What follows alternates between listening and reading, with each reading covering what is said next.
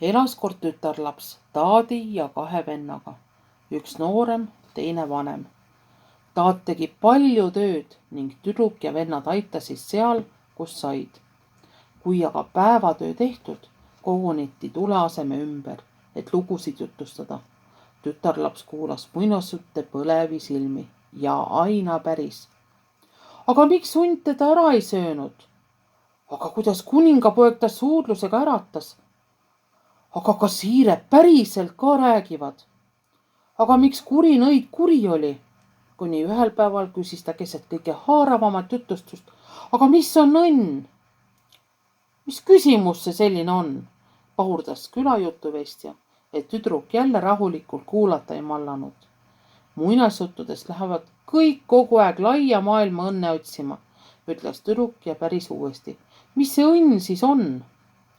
Õnn on õnn, ägestus jutuvestja ja pajatas lugu edasi samal ajal, kui tüdruk kõrvu kikitades kuulas, lootes oma küsimusele vastust leida. Aga kui loo lõppus karjapoiss kuningatütre naiseks sai ja pool kuningriiki veel pealekauba, oli tüdruk jätkuvalt segaduses. Kas see siis oligi õnn? Aina mõtles tüdruk, mismoodi õnn on õnn ja ongi kõik. Tüdruk teadis, et tema taat on tark mees. Nii läkski ta isa juurde ja küsis, mis asi see õnn on, mida juttudes alati laia maailma otsima minnakse. Taat muigas ja vastas, igaüks on oma saatuse sepp ja oma õnne valaja. Seda ei saa osta raha eest ega leida kullakorma seest. Igaüks peab oma õnne ise looma. Aga mis siis sinu õnn on, küsis tütreke. Eks ikka sina ja su väljed, ütles isa. Kui pärast pikka päevatööd korraks hinge saan tõmmata ja teid naermas kuulda, siis olengi õnnelik mees. Naerd on tore küll, aga kas see siis ongi õnn, mõtles tüdruk, et külas elas üks poiss, kes mõistis rääkida nii loomade kui lindudega. Seadis tüdruk sammud tema juurde. Tema pidi kindlasti teadma, mis õnn on. Juba kaugelt nägi tüdruk, kuidas poiss puu all kükitab ja kellegagi hella häälega kõneleb. Lähemale jõudis ja märkas ta, et kõrge rohu sees üks haige tiivaga lind hirmsab moodi rapsib ja kisendab, nagu tahaks poisile kallale söösta. Järsku tegi poiss kiire liigutuse ja hupst oli väruke tal peos. Kus nüüd, rahustas ta segadusest tiivulist.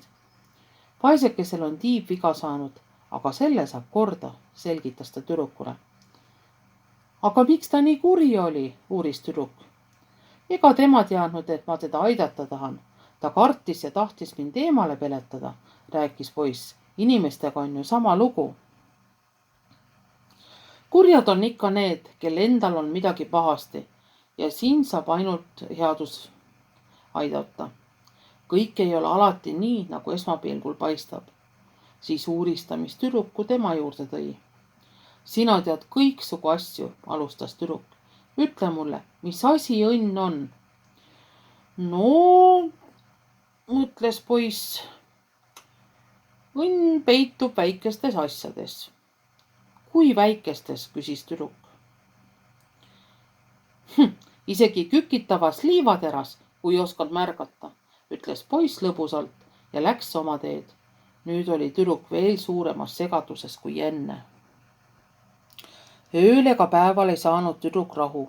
Ta meenutas kõiki kuuldud lugusid lootuses, et ehk on vastus peidus mõnes vanas muinasjutus. Nii läks ta kodutaare tiigi äärde, kus hulganisti pakse kärnkonni leidus ja püüdis pihku ühe mudase konnalojuse. Tüdruk surus silmad kõvasti kinni, et ta eluka jubedat nägu ei peaks nägema ja suudles ligast konna. Aga tühjagi. Kuningapoega ei kusagilt. Üksnes kraaks! Siis läks tüdruk ja hõõrus vana paisk samovari nii ja naapidi, lootes sealt sinni välja meelitada. Aga mitte ei tulnud vaim tema soove täitma. Küll palus tüdruk vaipadel lennata ja käsutas laulinu sõnadega lauake katta end. Aga kõik ei vanaviisi.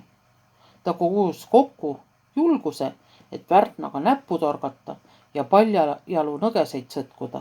end asjatult.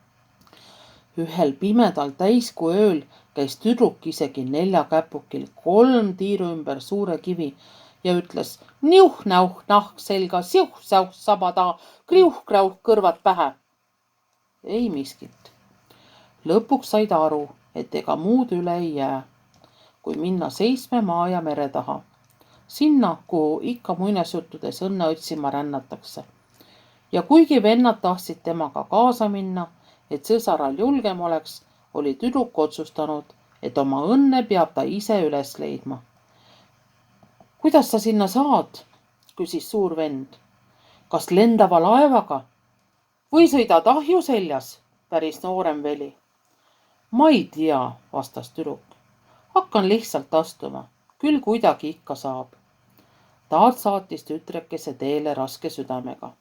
Ära siis unusta võlusõna, mis avab kõik uksed ja südamed, õpetas Taat. Võlusõna? Sattus tüdruk segadusse. Millist küll? Simsalabim, aloha mora, abrakadabra. Palun, vastas Taat ja naeris. See on see võlusõna, mida igal teekonnal vaja läheb. Nõnda asus tüdruk teele. Minna oli ilmatu maa. Ta kõndis üle mägede ja läbi orgude. Ning õhtu eel jõudis paksu laande. Pimedus laskus maale. Kaasa võetud toidumoon oli otsa lõppenud ja väsimus tikkus silma. Tüdrukule tuli päris hirm peale. Oh, miks ma ometi koju ei jäänud, varas laps pisaraid ja mõtles soojale voodile kodutares. Niiviisi nuttu tihkudes märkas ta äkki eemal puude vahel kõige suuremaid seeni, mida ta silmad eales olid näinud. Ta tuletas meelde kõiki õpetussõnu, mida tark Koduküla poiss söögi ja mürgiseente kohta andnud oli ja seadis sammud sinnapoole, lootes leida kõhutäit. Järskus jäi tüdruk kohkunult seisma. Hõbedases kuuvalguses oli näha, kuidas hirmus nõiamoor seeni korjab. Küür seljas ja nina allapoole kongus. Pikkad hallid juuksed oksarisu täis. Kõik olid hoiatanud, et ta paksus metsas elab ja väikestest tüdrukutest supi keedab. Oh ei! Tere tüdruk, ütles nõid ja ta hääl kõõlas ootamatult sõbralikult. Tere, vastas tüdruk hirmunult värisedes. Kas sa sööd mu nüüd ära? Söön su ära, hakkas nõid naeru kähistama. Ei tea, mis pärast. Aga kas sa siis ei elagi piparkoogi majas ega hoiagi lapsi puuris, küsis tüdruk. Nõid naeris. Inimesed ajavad ikka igasugu pada.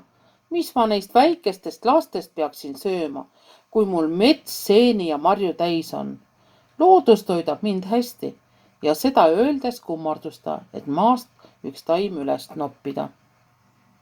Oma teekonnal kohtas tüdruk veel kuningaid, salakavalat vanapaganat ja hirmuäratavaid hiiglasi, vaprat kangelast ja imeilusat piigat ning õppis kõigilt midagi, mida täpselt tüdruk oma rännakult õppis ja kas ta leidis selle õnne, saad lugeda Eija Uusi raamatust 7 maa ja mere taha.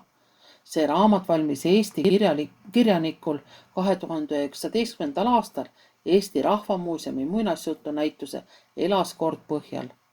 Pildid raamatusse joonistas Sirli Oder. Raamatut saad laenutada Kiikla raamatukogust. Head lugemist sulle!